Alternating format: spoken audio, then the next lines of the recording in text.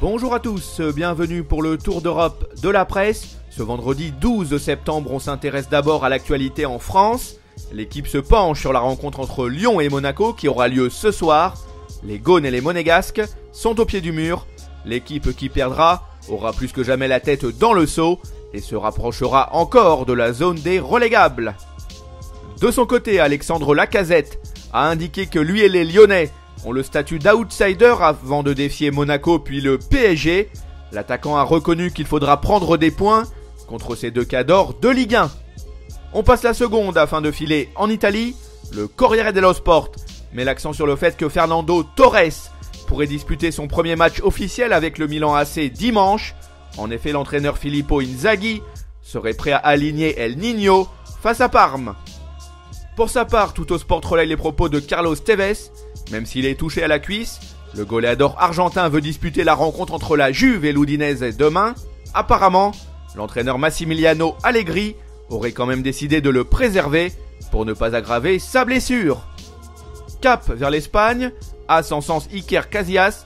Cela fait déjà 15 ans que le gardien de but a fait ses débuts en Liga avec le Real Madrid. Demain, San Iker tentera de fêter cet anniversaire comme il se doit, dans le cadre du derby face à l'Atlético. En ce qui le concerne, Sport souligne le fait que Sergi Gamper et Mounir El Haddadi seraient dans le viseur d'Arsenal. Les Gunners voudraient faire sauter leur clause libératoire en janvier 2015 via une offre globale de 24 millions d'euros.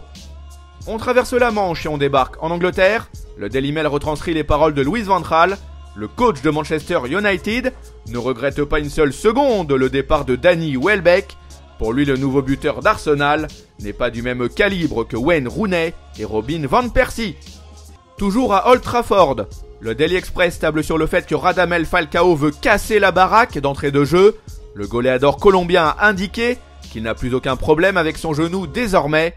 El Tigre pourrait faire ses grands débuts avec l'équipe mancunienne face aux Queen's Park Rangers dimanche.